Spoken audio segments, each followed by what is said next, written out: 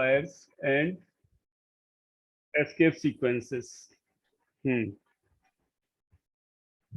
तो देखो, format specifiers और एस्केप सीक्वेंसेस, अगर तुमने सी लैंग्वेज के प्रोग्राम्स करे हैं या पढ़े हैं तो देखा हुआ है तुम लोगों ने ऑलरेडी। स्कैनएफ हम यूज करते हैं to accept the value and printf for printing the value. तो for printing the value and for receiving the value from keyboards, value जिस टाइप की होती है उस टाइप की वैल्यू को डिक्टेट करने के लिए, शो करने के लिए हमें कुछ सिंबल्स यूज करना पड़ता है, and these are the format specifiers. Means कि दे डिसाइड द फॉर्मेट और type of a particular value. For example, character के लिए जब हम वेरिएबल डिक्लेयर करते हैं तो कीवर्ड होता है कैर, और फिर कोई वेरिएबल कैरेक्टर टाइप का। और लेकिन जब कैरेक्टर टाइप की वैल्यूज को हम एक्सेप्ट करते हैं या प्रिंट करते हैं तो वहां पर डिक्टेट करने के लिए प्रिंटएफ स्कैनएफ में हम %c सिंबल का यूज करते हैं, जो कि एक फॉर्मेट स्पेसिफायर है। तो इसी तरह इंटीजर के लिए हमारा जो फॉर्मेट स्पेसिफायर है वो है, क्या है इंटीजर के लिए? %d। तो एक सेकंड। तो फॉर्मेट स्पेसिफायर की डेफिनेशन क्या हो गई? while printing the value or receiving the value by using printf or scanf, we use the symbols with percentage sign। जैसे एग्जाम्पल ये है, %c फॉर्मेट स्पेसिफायर यूज करते हैं कैरेक्टर के लिए, इंटीजर के लिए है %d, फ्लोट के लिए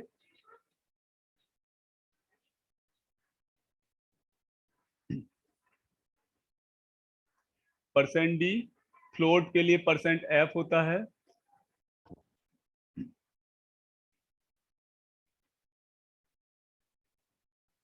एंड जो %e लिखा है, स्मॉल ई या कैपिटल ई, तो ये अगर हम इससे यूज करते हैं तो वैल्यू हमारी एक्सपोनेंशियल फॉर्म में आती है। मीनिंग ये है कि जैसे वैल्यू लिखी हुई है 20,000, तो %e का यूज करके ये वैल्यू आएगी 2.0 इंटू 10⁻³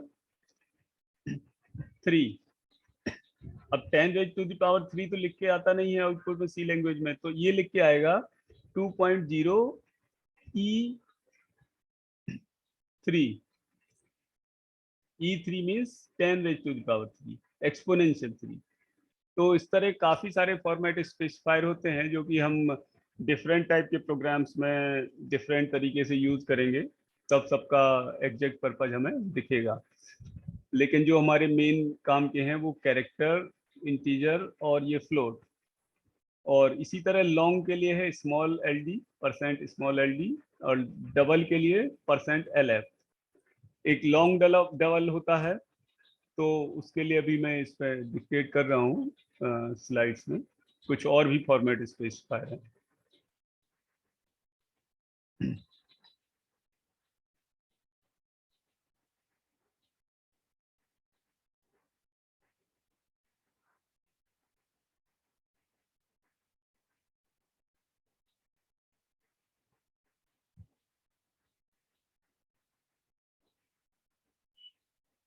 तो ये बाकी और फॉर्मेट स्पेसिफायर हैं, you can see from this table. Long double के लिए %LF, और जबकि लॉन्ग के लिए स्मॉल LD। इसी तरह देखो, अगर शॉर्ट इंटीजर हमें चाहिए, शॉर्ट और लॉन्ग अभी नहीं बताया मैंने, तो बताऊंगा मैं शॉर्ट इंटीजर, लॉन्ग इंटीजर। पहले हमारा पर्पज है कि हम वहां पर पहुंचे कि how to write the C language program, फिर डिफरेंट टाइप्स ऑफ इंटीजर्स और different type of format specifier we will use later on. इसी तरह अगर हम अनसाइंड वैल्यू यूज करना चाहते हैं तो परसेंट यू होता है, अगर हेक्साडेसिमल फॉर्म में वैल्यू यूज करना है तो परसेंट एक्स, वही वैल्यू इंटीजर फॉर्म में अगर यूज करना है तो परसेंट डी है, और अगर उसको हेक्साडेसिमल में रिप्रेजेंट करना है तो परसेंट एक्स है। सिंपल मीनिंग ये है कि जैसे बाइनरी कन्वर्जन करते हो तुम बेसिक इलेक्ट्रॉनिक्स में या जिस सब्जेक्ट में पढ़ते हो, तो परसेंट एक्स परसेंट डी आपस में ये decimal to hexadecimal value interchange करने के काम आ सकते हैं। तो अब नेक्स्ट हम चलते हैं एस्केप सीक्वेंसेस पर। तो अभी जो मैंने एक्चुअली बताया था तुम्हें वो टाइप ऑफ वैल्यूज, तो we can discuss all the data types right now like this way. यहाँ पे मैं data types and their ranges, तो ये हम एक टेबल के फॉर्म में अगर इंसर्ट कर लें तो ज़्यादा अच्छा रहेगा। पाँच, यहाँ मैं एक टेबल इंसर्ट कर देता हूँ। पाँच, वो 12।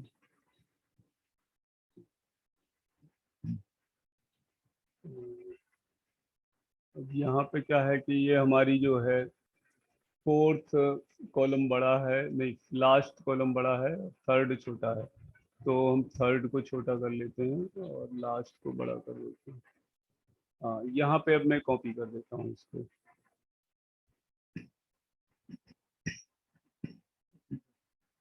तो अच्छा, इसमें एक्स्ट्रा कॉलम हो गया क्या? ये कॉलम हटा देते हैं। ये छोटा हो रहा है, दिख नहीं रहा होगा तुम लोगों को, तो लेट मी, ये मिक्सअप टाइप का हो रहा है, तो इस कॉलम को हटा देते हैं, लेकिन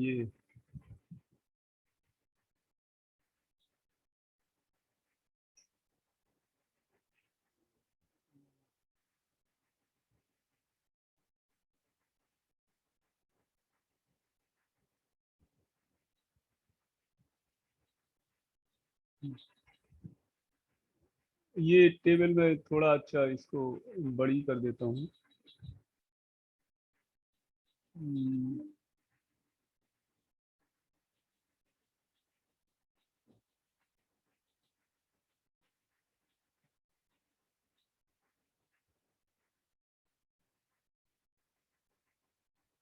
जो मॉर्निंग के लेक्चर में मैंने बताया था कि किस किस टाइप के वेरिएबल्स होते हैं, उनकी रेंजेस क्या है और करस्पॉन्डिंग वैल्यूज क्या है, तो we can see from this table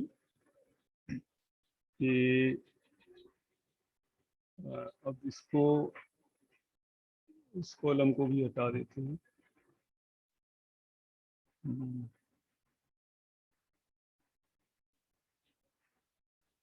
columns, और एक कॉलम ये है एक्स्ट्रा।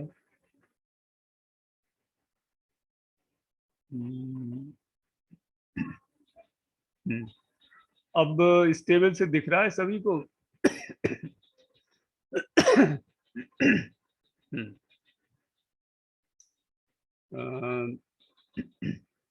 कि किस किस टाइप की वैल्यू, टेबल थोड़ा इसको बड़ी कर लेते हैं।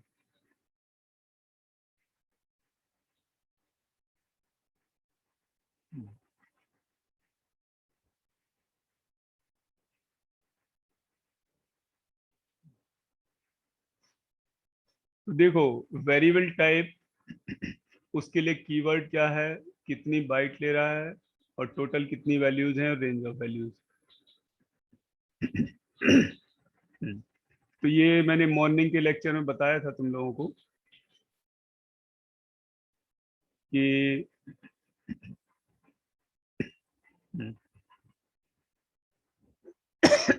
जैसे कैरेक्टर है तो उसका कीवर्ड कैर होगा, एक बाइट लेगा तो जो टोटल वैल्यूज आएंगी तो 2⁸8, ये हम डिस्कस कर चुके हैं मॉर्निंग में।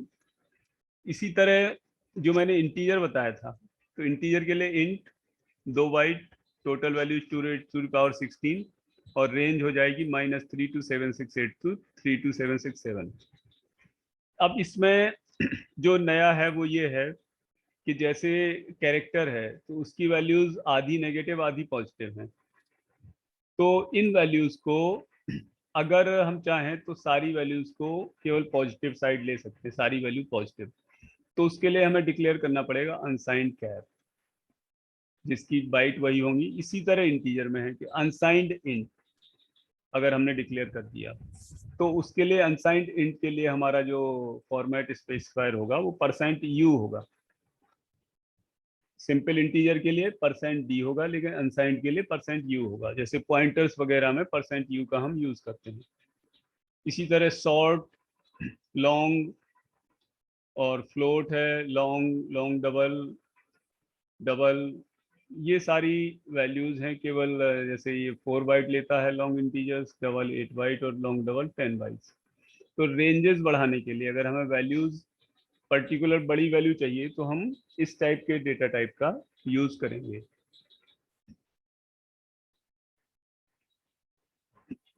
तो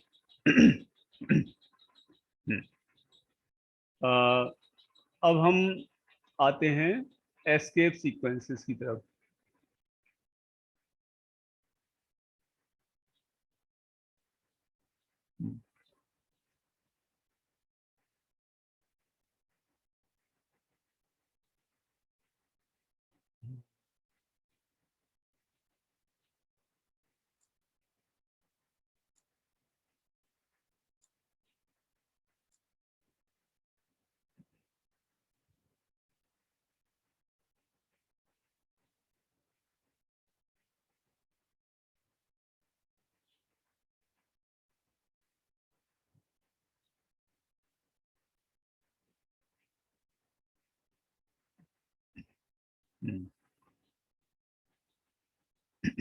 तो एस्केप सीक्वेंसेस बेसिकली क्या है कि जब हम स्कैनफ और प्रिंटफ यूज करते हैं तो आई थिंक न्यू लाइन सभी ने यूज किया होगा,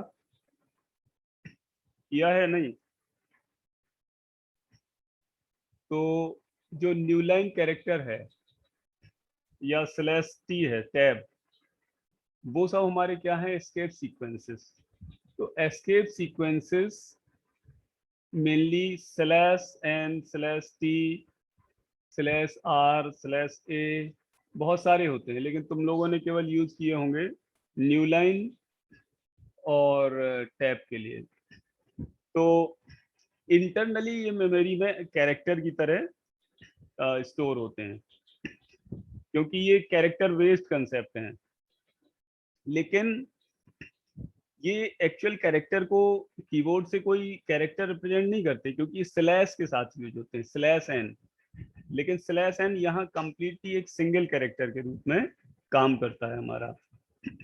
तो ये जो आउटपुट का फॉर्मेट है कि हमारा प्रिंटफ का आउटपुट किस फॉर्मेट में आएगा, कितनी डिस्टेंस पर आएगा, कितनी लाइन छोड़ के आएगा, दो कैरेक्टर्स के बीच कितना स्पेस होगा, ये डिसाइड करता है। यानी format of the output will be decided by using the escape sequences. तो ये इनको हम प्रिंटफ के अंदर यूज करते हैं।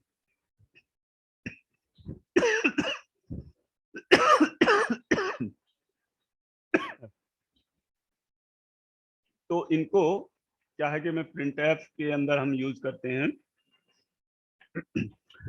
और ये खुद से प्रिंट नहीं होते, केवल आउटपुट का फॉर्मेट डिसाइड करते हैं कि आउटपुट किस फॉर्मेट में प्रिंट होगा।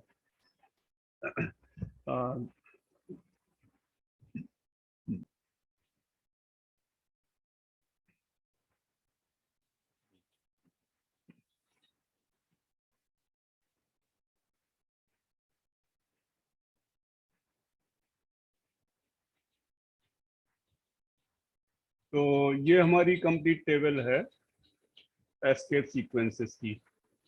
You can see from this.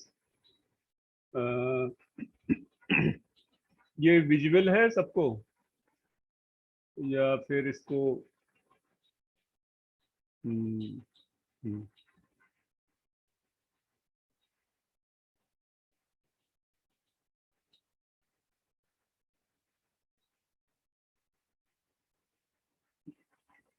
हम्म.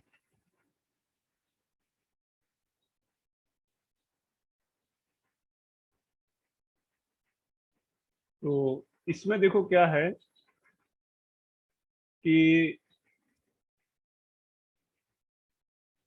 जो ये हमारा परसेंट एन है, ये तो तुम लोगों ने यूज किया हुआ है, न्यू लाइन के लिए होता है. और परसेंट टी भी कुछ लोगों ने यूज किया होगा, टैब के लिए होता है. तो इसको पढ़ो और समझो, और फिर मैं अभी 1 मिनट में पूछता हूँ तुम लोगों से. हम्म.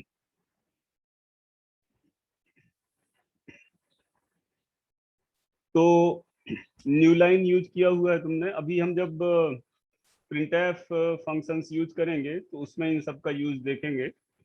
और ये हॉरिजॉन्टल टैब, वर्टिकल टैब, ये उसी में समझ में आएंगे प्रिंटफ में. और एक होता है स्लैश ए फॉर बेल. अगर हमने प्रिंटफ के अंदर कहीं स्लैश ए यूज कर दिया तो एक हल्की सी बीप साउंड जनरेट होगी उस प्लेस पर, जैसे ही आउटपुट आएगा. जैसे कंप्यूटर जब स्टार्ट होता है तो बीप साउंड जो प्रोड्यूस होती है. और स्लैश बी है फॉर बैक स्पेस, यानी जिस पोजीशन पर कर्सर है उससे एक पोजीशन ये पीछे चला जाएगा, एक कैरेक्टर पीछे. और फॉर्म फीड क्या है, दो प्रोग्राम को लिंक करने के लिए काम में आता है. तो मेन ये जो है स्लैश टी, ये हॉरिजॉन्टल टैब है. टैब मीन्स ये होता है कि एक टैब होता है वो 8 कैरेक्टर का बनता है. तो अगर जैसे हमने कोई वर्ड लिखा और उसके आगे टैब लिख दिया, तो वर्ड पूरा वो टैब के मल्टीपल्स में फिल होगा. जैसे तुमने लिखा सपोज माधोगढ़, तो माधोगढ़ में कितने कैरेक्टर है, 8. तो पूरा पूरा 8 कैरेक्टर ले लेगा. लेकिन अगर तुमने लिखा जालौन, तो जालौन में है 6 कैरेक्टर. तो जब स्लैश टी यूज करेंगे तो जालौन के 6 कैरेक्टर और 2 स्पेस खाली छोड़ देगा. और अगला जो नेक्स्ट आउटपुट स्लैश टी के आगे का होगा वो 2 स्पेस खाली छोड़ के अगले टैब से स्टार्ट होगा. और better it will be seen by using the printf, जो हम अभी नेक्स्ट लेक्चर या इसी लेक्चर में डिस्कस करेंगे. अभी 10 मिनट का टाइम है अपने पास. और अगर ये कंप्लीट नहीं हो पाएगा डिस्कशन तो तुम लोग ये फिर से ज्वाइन हो जाना. मैं फिर से लिंक, वो लिंक तो मालूम ही है तुम लोगों को. तो अब देखो यहाँ पे ये स्केप सीक्वेंसेस से डबल स्लैश, अगर हमें आउटपुट में लाना है स्लैश, तो स्लैश को आउटपुट में लाने के लिए हमें प्रिंटफ में डबल स्लैश यूज करना पड़ेगा. मीनिंग क्या है कि जो slash symbol, question mark, comma, apostrophe double, apostrophe single, और ये नल कैरेक्टर, अगर इनको हमें आउटपुट में लाना है तो ये स्लैश के साथ यूज करना पड़ेगा. जैसे अगर क्वेश्चन मार्क लाना है आउटपुट में, जैसे हमने लिखा value of A question mark, तो हम चाहते हैं कि आउटपुट में लिख के आए value of A question mark, तो हमें वैल्यू ऑफ ए के आगे स्लैश क्वेश्चन मार्क लिखना पड़ेगा. तो ये है हमारे escape sequences. I think idea is clear. अगर किसी को डाउट हो तो ही और she just can ask to me. तो हम आगे बढ़ें. तो अब हम समझते हैं प्रिंटफ फंक्शन. तो प्रिंटफ फंक्शन अभी तक अगर जिनकी समझ में नहीं आया, सी लैंग्वेज जिन्होंने पढ़ी है, तो आई होप कि they will be able to understand it better. तो हाँ, पे printf फंक्शन। तो सबसे पहले हम बात करते हैं कि printf फंक्शन का पर्पज क्या होता है। और जो मैं ये पढ़ा रहा हूँ तो इसके तुम प्रोग्राम्स रन कर सकते हो आफ्टर माय लेक्चर।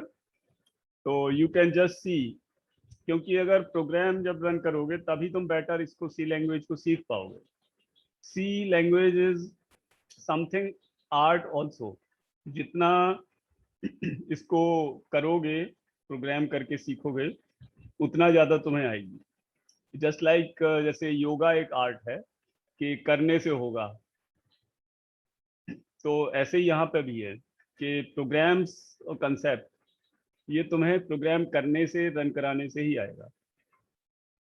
तो printf फंक्शन क्या है कि अगर हमने अपने प्रोग्राम में कहीं printf फंक्शन लिखा है तो जो आउटपुट विंडो में हमें दिखेगा केवल वही दिखेगा जो printf फंक्शन के साथ लिखा हुआ है। और printf फंक्शन में जो लिखा हुआ है वो कुछ रूल्स रेगुलेशन के अकॉर्डिंग आउटपुट पे आएगा, और इसके अलावा और कोई चीज तुम्हें आउटपुट में नजर नहीं आएगी। आउटपुट में जब प्रोग्राम कंपाइल करोगे और रन करोगे तो रन करने के बाद स्क्रीन पर जो भी दिखेगा, this is because of the printf function केवल। तो printf फंक्शन में हम क्या है कि इसका एक फॉर्मेट होता है, डबल क्वेट्स के अंदर वो सेंटेंस या सिंटैक्स लिखेंगे जो हमें आउटपुट में लाना है। तो जो हमें आउटपुट में लाना है वो डबल क्वेट्स के अंदर लिख देंगे, और डबल क्वेट्स के अंदर जिस टाइप की हमें वैल्यू प्रिंट करानी है तो उसका एक करस्पॉन्डिंग फॉर्मेट स्पेसिफाई लिखेंगे। जैसे अगर इंटीजर वैल्यू प्रिंट करानी है तो हम %d लिख देंगे, और कैरेक्टर करानी %c। लेकिन ध्यान रहे ये इंटीजर कैरेक्टर वैल्यू पहले हमारी डिक्लेयर होंगी प्रोग्राम में। हमें उन वैल्यूज को, वेरिएबल्स को या आइडेंटिफायर्स को प्रोग्राम में सबसे पहले हमें डिक्लेयर करना पड़ेगा मेन फंक्शन के अंदर, या मेन के बाहर भी हम डिक्लेयर कर सकते हैं, बट मेन से पहले। दूसरा है हमारा एस्केप सीक्वेंसेस जो डबल कोट्स के अंदर आएगा। तो एस्केप सीक्वेंसेस जो अभी मैंने बताया /t/n/$, तो डबल कोट्स के अंदर %d फॉर्मेट यानी %d%c %f जो फॉर्मेट स्पेसिफायर हैं, they will decide the value of the variable. और जो एस्केप सीक्वेंसेस हैं /n/t वो अपना इफेक्ट शो करेंगे आउटपुट में। तो इसके लिए हम एक एग्जांपल समझते हैं छोटा सा।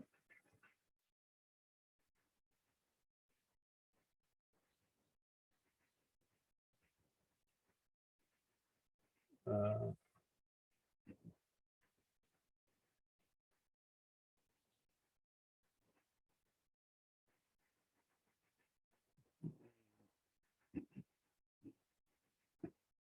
अगर किसी को डाउट हो तो ही और सी कैन कम्युनिकेट।